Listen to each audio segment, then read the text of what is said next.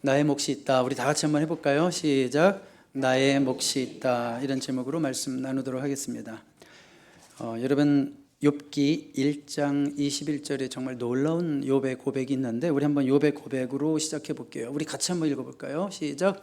이르되 내가 모태에서 알몸으로 나왔사온즉 또한 알몸이 그리로 돌아갈지라 주신 이도 여호와시요 거두신 이도 여호와시니 여호와 이름이 찬송을 받으실지니이다 하고 아멘 하셨습니다. 네, 우리 주님께서 주신 이도 여호와시요 주실 때 아멘 하는 거 쉬워요, 어려워요? 주실 때 감사합니다 하는 거 쉬워요, 어려워요? 쉽지요. 그러나 거두어 가실 때 그래도 그럼에도 불구하고 주님을 찬양합니다 이렇게 말하는 거 쉬워요, 어려워요? 어렵지요. 안 어렵다고 거짓말하는 분 계십니까? 저도 어려워요. 자, 여러분 내 꿈이 이루어질 때 하나님 감사합니다 이렇게 말하는 거 쉬워요, 어려워요? 할 수 있죠. 내 꿈이 무너질 때에도 그래도 하나님의 선하신 뜻이 있음을 믿고 하나님의 더 좋은 계획이 있음을 믿고 하나님을 찬양합니다 감사합니다 이렇게 말하는 거 쉬워요, 어려워요? 어려워요. 어렵지만 꿈이 무너질 때 얼마나 어려운지 여러분 아마 경험하신 분들일 거예요. 인생을 어느 정도 사셨다면. 자, 다윗도 그걸 알았을 거예요. 꿈이 무너지는 것이 얼마나 힘들고 고통스러운 경험인지, 인생이 내 뜻대로 흘러가지 않고 내가 원하는 대로 되지 않을 때 그것이 얼마나 힘들고 고통스러운 경험인지 다윗도 경험했을 것입니다. 하지만 다윗은 그런 상황 속에서도 하나님께 찬양과 감사를 드리고 있습니다. 그것이 사무엘하 7장의 내용입니다. 자, 무슨 내용인지 조금 더 본문 속으로 이제 들어가 보도록 하겠습니다. 다윗 그러면 여러분 생각나는 것이 저에게는 여러 가지가 있지만 전쟁입니다. 다윗은 전쟁의 사람이고 다윗의 인생에는 싸움이 그칠 날이 없었습니다. 그런데 드디어 다윗에게 모처럼 한가한 날이 왔어요. 우리 다음 스크린 보시면 사무엘하 7장 1절인데요. 여호와께서 주위의 모든 원수를 무찌르사 왕으로 궁에 평안히 살게 하실 때, 이게 얼마 만에 들어보는 다윗에게 찾아온 평안입니까? 다윗은 늘 전쟁 속에서 긴장 속에서 하루도 정말 발을 편하게 뻗을 수가 없어요. 또 무슨 일이 벌어질지 몰라요. 내일 또 어떤 접전이 벌어질지 몰라요. 내일 만나는 사람과 또 무슨 일이 벌어질지 몰라요. 내일 일터의 현장에서 삶 현장에서 어떤 고객이 찾아올지 몰라요. 그러니까 발을 뻗을 수가 없는, 또 내일은 무슨 법적인 문제가 터질지 정말 발을 뻗을 수가 없는 그렇게 살던 다윗에게 모처럼 평안이 찾아왔습니다. 자, 다윗은 지금 예루살렘 왕궁의 왕으로 있습니다. 다윗이 전에는 직업이 뭐였어요? 목동이었죠. 네, 양을 치는 베들레헴의 이름 없는 목동입니다. 지금은 어디 있어요? 예루살렘 왕궁에 있습니다. 베들레헴에서 예루살렘까지 오는데 6마일밖에 안 걸립니다. 베들레헴에서 왕궁으로 오는데 예루살렘까지 오는데 6마일밖에 안 걸리는데 다윗이 베들레헴에서 예루살렘까지 오는데 20년이 걸렸어요. 무슨 얘기를 하는 걸까요? 성숙은 시간이 필요하다. 그렇죠? 다 같이 해볼까요? 시작. 성숙은 시간이 필요하다.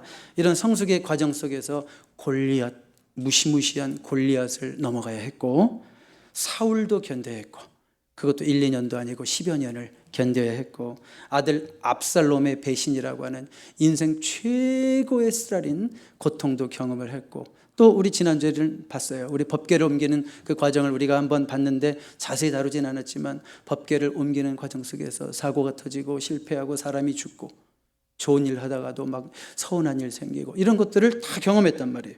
시험과 갈등, 위험과 불안정의 시간들이 다 지나가고 모처럼 이제 좀 쉴 수 있게 됐어요. 드디어 쉴 수 있게 됐어요. 그냥 쉬는 거랑 틀리죠? 늘 쉬는 사람은 쉬다가 코피 터지죠, 힘들어서.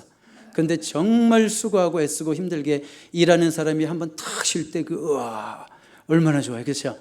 그때는 뭘 해도 좋아요. 1시간만 쉬어도 좋아요. 사방이 평화롭습니다. 전쟁이 그쳤습니다. 위협이 없습니다. 우리 식으로 말할까요? 아이들은 방에서 잘 놉니다. 아내도 행복해 보여요. 남편도 평화로워 보여요.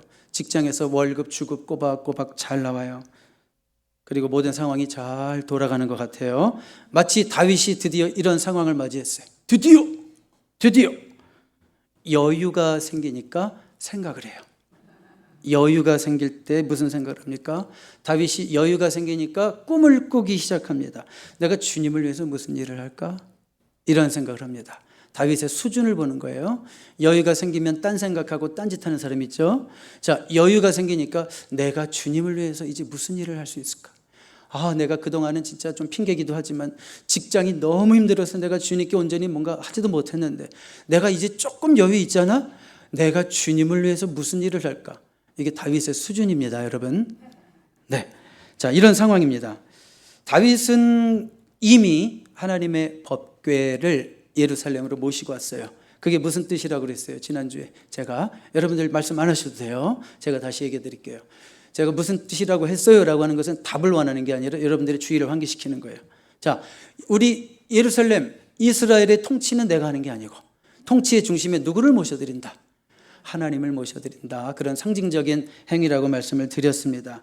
귀한 일을 한 거예요. 정말 귀한 일을 한 건데 법궤를 모셔놓기까지는 했는데 너무 마음에 걸리는 게 있어요.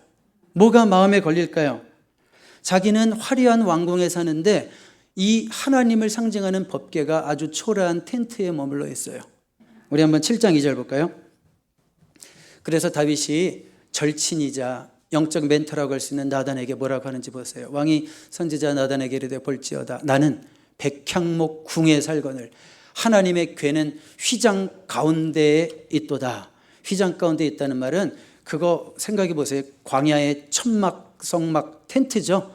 아주 초라해 보이는 그곳에 하나님은 머물러 계신 것 같고 나는 이렇게 좋은 데 살고 있고 그러니까 하나님을 위해서 내가 화려한 성전을 지어드리고 싶다라고 하는 마음을 누가 품었다는 거예요?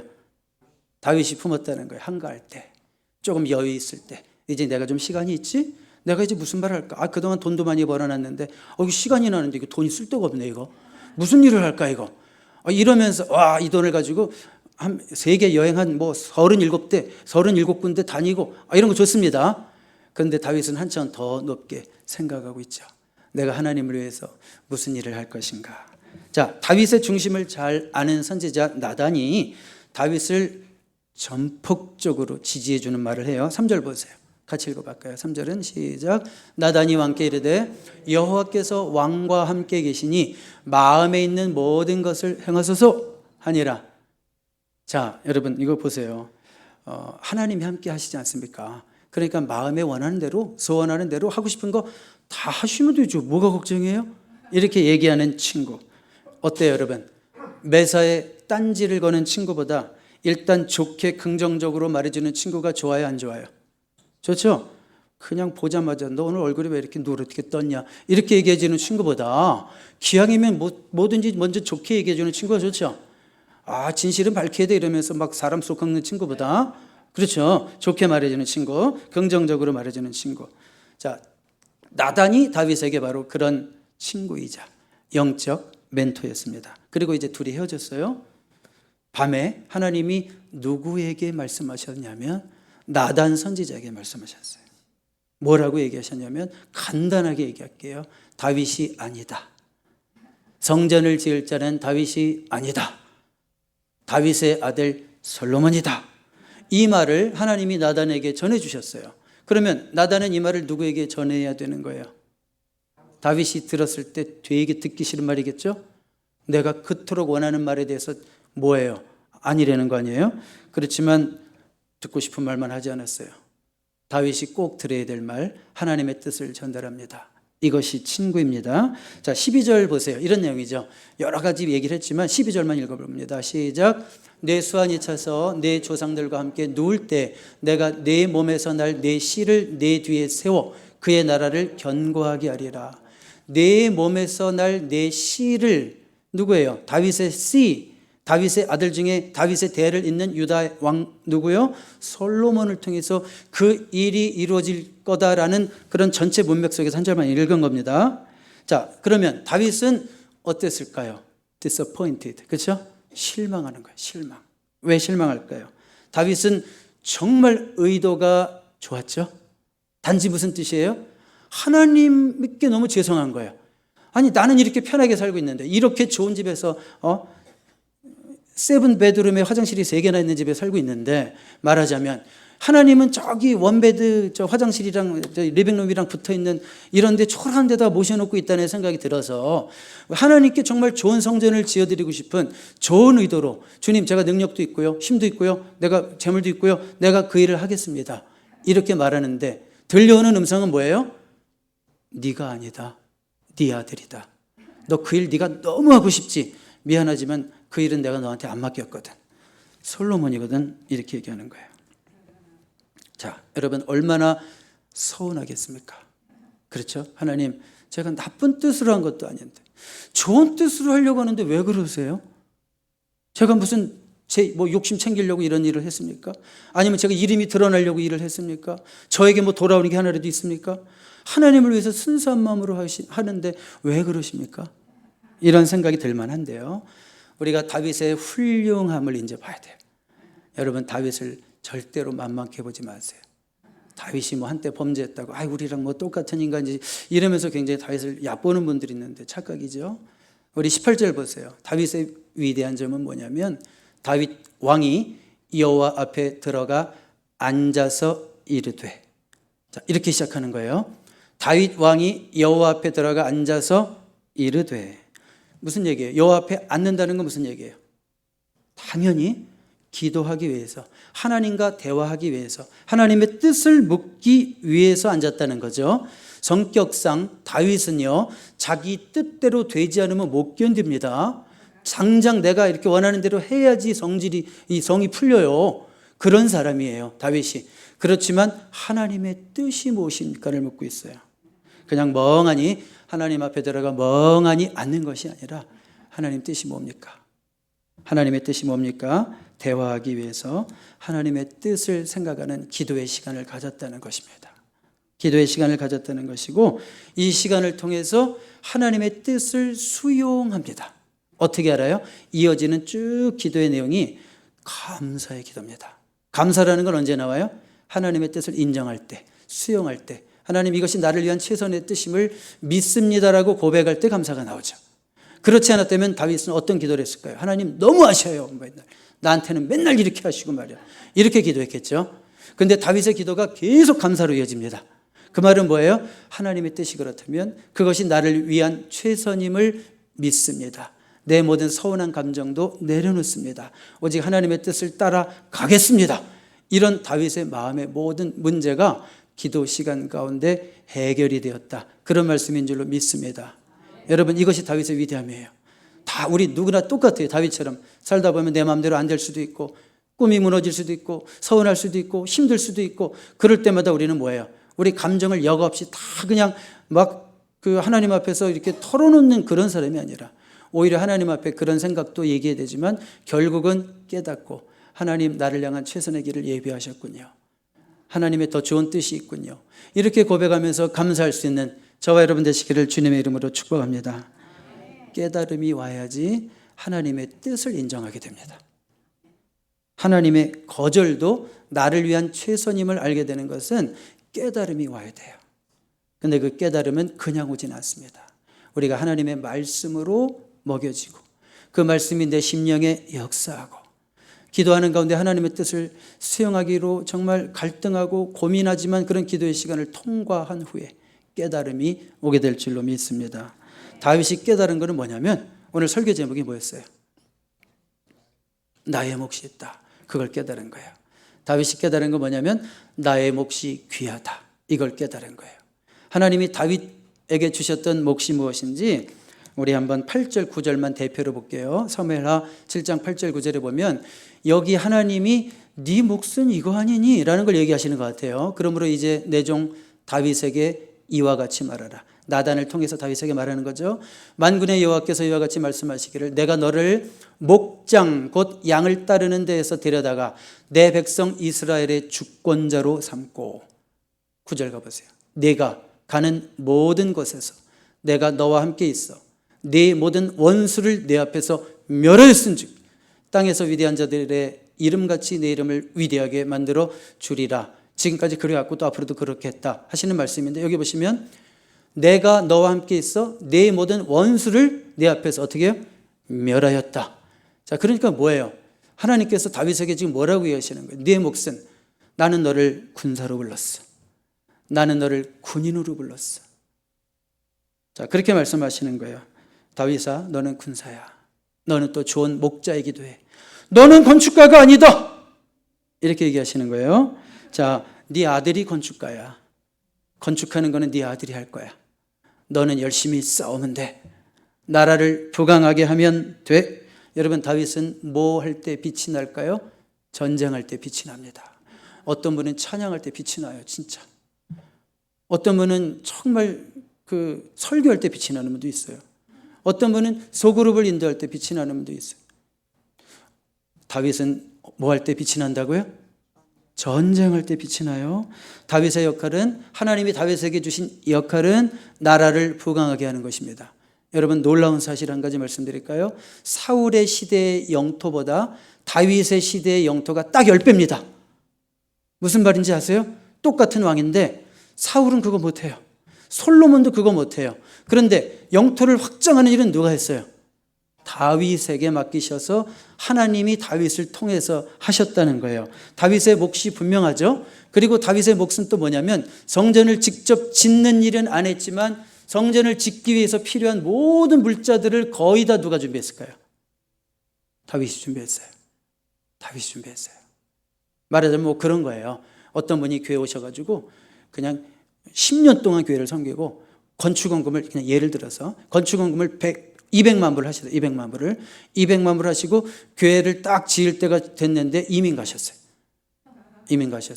그러면 그분이 물자는 다 준비하시고, 그 다음에 남아있는 성도들은 또 이제 그런 그 헌금 드려진 것을 가지고 교회를 짓는다 생각해봐요. 그런 셈이죠. 다윗은 자기 역할은 뭐예요? 성전을 지을 수 있는 온갖 것들을 다 모았어요. 아주 부자였어요. 여러분, 제가 예전에 들은 얘기인데 확인은 안 해봤지만 인류 역사상 제일 부자가 다윗이래요. 솔로몬이 아니라. 인류 역사상 제일 부자였던 사람이 다윗이랍니다. 자, 그러니까 다윗은요, 심는 자라고 한다면 거두는 자는 누구예요?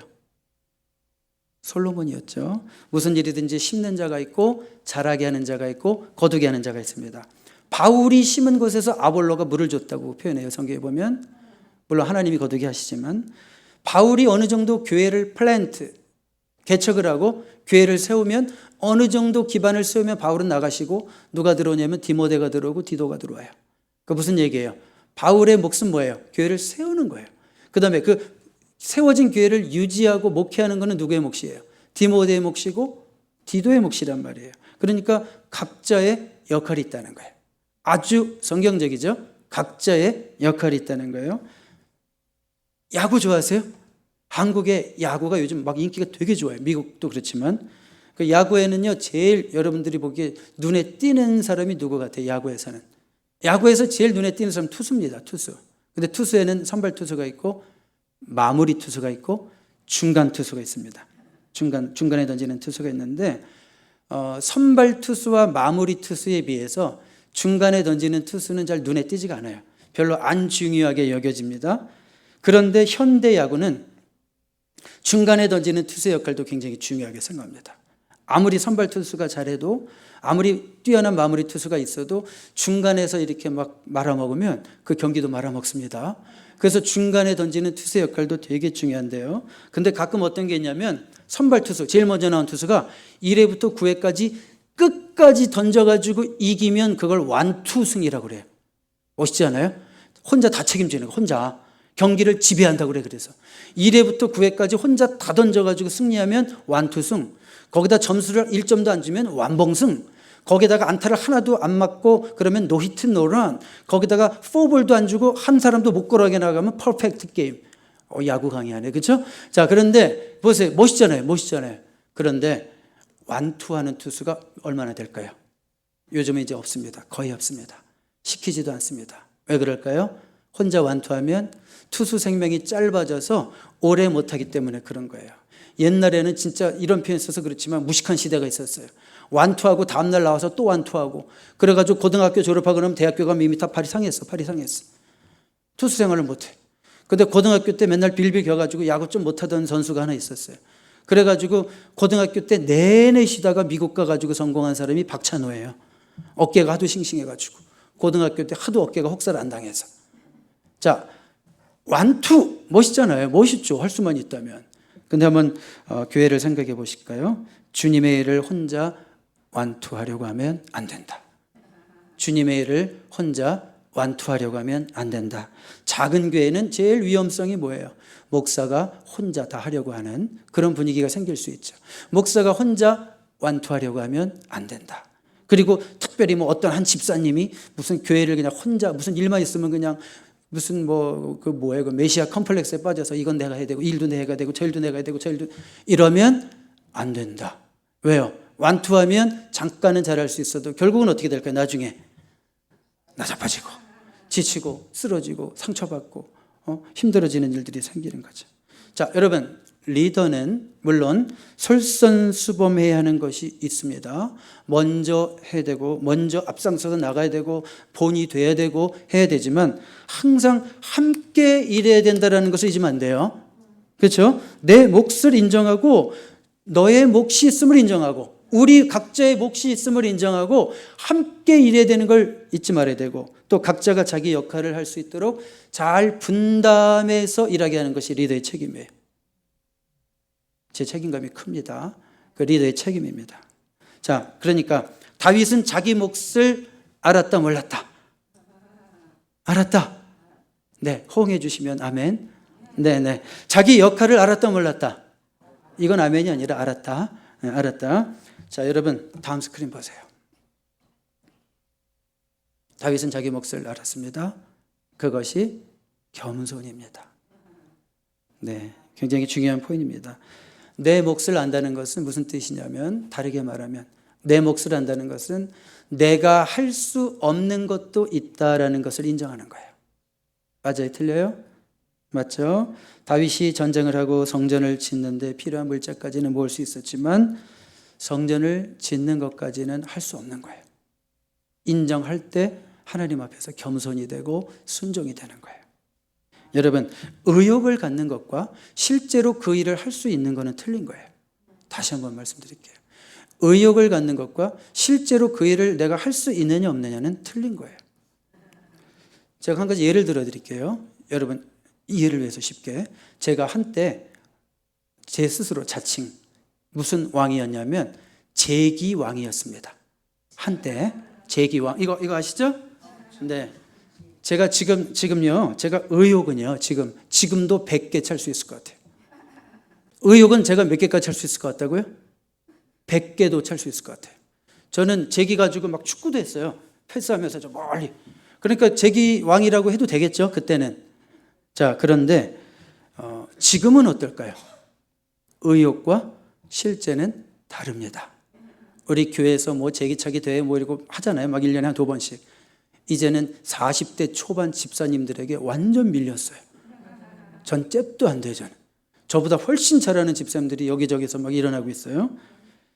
자, 그래도 아직까지 제가 1등 할 수 있는 것이 있었어요. 뭔지 아세요? 제가 그분들, 야, 잘한다. 어우, 너무 잘한다. 응원하는 거는 1등 할 자신이 있어요. 아직도. 무슨 얘기하고 싶은 거예요? 저의 새로운 역할을 깨달은 거예요. 그렇구나. 내가 할 수 있는 것이 있지만 내가 할 수 없는 것이 있고 이제는 다윗이 솔로몬을 전적으로 지원해주고 서포트해 주시지. 내가 직접 할 수 있는 다윗의 일이 있지만 아들을 서포트해 줘야 되는 일이 있는 것처럼 내가 직접 해야 될 일이 있지만 이제는 내가 누군가를 진짜 믿어주고 서포트해 줘야 되는 일이 있는 거구나. 내 몫을, 내 역할을 깨달은 거죠.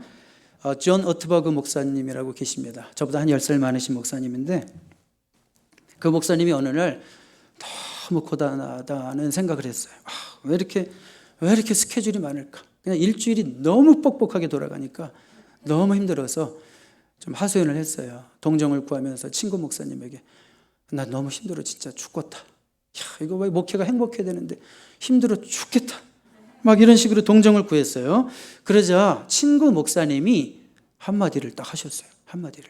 뭐라고 그러셨냐면 왜 자네는 그렇게 바쁘기를 선택하고 사니? 왜 자네는 그렇게 바쁘기를 선택하고 사니? 오트버그 목사님이 이 말을 듣는 순간 한 대 맞는 것 같아요. 아무 말도 못 하겠더래요. 가만히 생각해 보니까 누가 나에게 무슨 일을 하라고 그랬나? 뭐 이렇게 바쁘게 살라고 그랬나? 생각해 보니까 다 자기가 스스로 선택해서 이 일도 하려고 그러고 저 일도 하려고 그러고 이 일도 하려고 그러고 거기에는 어떤 자기의 욕심도 있어요. 야망도 있어요. 그리고 나 자신이 더 바빠야 왠지 좀 능력 있어 보이는 것 같고 남들에게도 아이고 뭐 좀 어떠세요? 바빠 이래야지 왠지 성실한 목사 같고 뭐 그런 것 때문에 괜찮은 목사같이 보이려고 스스로 자기가 바쁜 삶을 선택했다는 것을 인정하게 됐어요. 그리고 조금씩 이제 내려놓기 시작했다 그런 말을 하시는데 혹시 여러분의 삶이 어떻습니까? 너무 바쁘신 분이 있습니까? 여러분 솔직히 바쁘긴 바쁜데 인생이 행복하지 않고 제 정말 삶의 중요한 화두 가운데 하나는 저의 행복이고 여러분의 행복인데 인생이 행복하지 않고 너무 고된 자가 있습니까? 근데 그렇게 사는 이유가 뭐예요? 정말 배가 너무 고프고 살기 힘들 정도로 돈이 부족해서 그렇게 사십니까? 아니면 모두가 이렇게 바쁘게 사는 그런 삶의 쳇바퀴 속에서 나도 그냥 거기 껴가지고 이렇게 안 살면 괜히 뒤처지는 것 같은 어떤 필요 없는 위기심 때문에 그런 건 아닙니까? 아니면 나의 한계를 인정하고 싶지 않은 몸부림을 치느라고 여러분의 몸까지 망가뜨려가면서 혹사시켜가면서 그런 일을 하시는 건 아닐까? 한번 그런 생각도 해보시라는 거예요. 왜요? 존 오트버그 목사님조차도 이런 실수를 하고 있어요.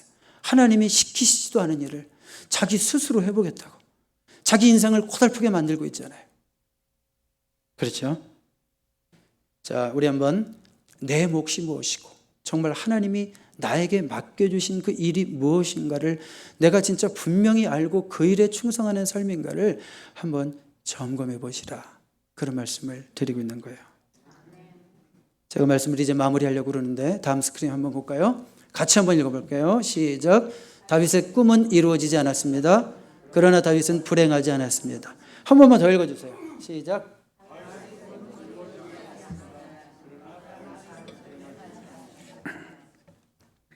꿈은 이루어지지 않았어요. 그런데도 불행하지 않았어요. 왜 그럴까요? 자신의 역할을 충분히 깨닫고 이것이 하나님께서 나의 최선을 아시는 하나님께서 나에게 주신 내 인생의 세팅임을 믿음으로 인정했기 때문에 불행하지도 않았고 위축되지도 않았고 비교하면서 열등감을 느끼지도 않았고 또 비교하면서 우월감을 느끼지도 않았고 있는 그대로 하나님이 주신 삶 속에서 만족하고 감사하고 행복했다. 그런 얘기입니다. 여러분 라스베가스의 교회가요 50개가 넘는다는 얘기를 빈번하게 듣습니다. 사실인지 아닌지 모르겠습니다. 그런데요 성도님들이 많은 교인들을 만나잖아요. 그러다가 큰 교회를 보고 큰 교회 얘기를 들으면 약간 위축이 되고 혹은 좀 부러워한대요. 그러다가 우리 교회가 되게 약한 줄 알았는데 50교회 중에 보니까 너무 약한 교회가 많은 거예요. 그냥 너무 약한 교회들이 많아. 또 그런 교회 그런 성도들 얘기만 또 듣고 얼마 전에도 제 아주 그 사촌이랑 전화를 했는데 어떻게 교회는 평안해 그러니까 이렇게 말이 자신이 없어요. 우리 교회는 작아 이러면서 목소리가 이렇게 기어들어가요. 괜히 기어들어가. 아니 한 명이 못 듣고 10명이면 어때? 그래 10명밖에 안 돼. 작아 이러면서 목소리가 기어들어가요. 그게 무슨 얘기냐면 또 이런 얘기 들으면 또 박 목사는 또 괜히 또 우쭐할까 봐. 근데 그렇다고요 사람들이. 또 작은 교회 이렇게 보고 그래? 그렇게 힘들어 그러면 위로해 주는 척 하면서 또 속으로 우쭐해. 그래가 우리 교회가 이 정도 되는구나. 그러다가 또 큰 교회 또 성도 만났어. 그러면 또 이렇게 위축이 돼. 그리고 라스베가스의 제일 큰 교회 목사님을 만났어. 그래서 이제 뭐 얘기를 하다 보니까 이번에 우리가 뭐 건축을 하는데 뭐 500만 불 어쩌고 또 위축이 됐다. 그런데 그럴 수도 있다는 거예요. 제가 그렇다는 게 아니라. 그런데 라스베가스에서 또 제일 큰 교회를 섬기고 있는 목사님이 또 저기 LA의 메가처치 5,000명 모이는 교회 목사님을 만났어요. 또 이렇게 쭈그러져. 그럴 수 있다는 거예요, 사람이. 그럴 수 있다는 거예요. 자, 그런데 왜 그런가? 왜 그런가? 왜 그래야 되나? 왜 그렇게 상대적으로 맨날 우쭐했다가 위축됐다가 우쭐했다가 위축됐다가 왜 그래야 되나? 제가 사실 수요일에는 이런 말씀을 몇 번 드린 것 같은데, 우리는 하나님 나라의 관점에서, 전체 하나님 나라의 관점에서, 우주적 교회라고 하는 관점에서 이 교회가 우주적 교회 속에 하나님의 교회로서 여기에 하나를 차지하고 있다는 걸 기억해야 돼요. 자, 그러니까 여러분, 큰 퍼즐 가운데 우리가 한 퍼즐이라는 걸 인정해야 돼요. 하나님이 우리에게 허락하신 한 퍼즐이에요. 어떤 목사님이요, 제 후배 목사님이 어디 방송 인터뷰에서 하신 얘기인데, 어떤 목사님이 길을 가다가 너무 말짱해 보이는 퍼즐이 있길래 1000조각짜리 퍼즐이면 크죠. 그거 너무 말짱해 보여가지고 그걸 주워왔대요, 목사님이. 그래가지고 거기 자녀들이랑 그걸 이렇게 맞히는 걸 한 거예요. 3일 동안 했대요. 3일 동안. 3일 동안 맞히기를 딱 끝내려고 보니까 997개가 있더래요. 3개가 없더래요. 3개가 없으니까 완성이 안 되더래요. 그러면서 그분 하시는 말씀이, 이거 보세요. 하나만 없어도 완성이 안 되네요.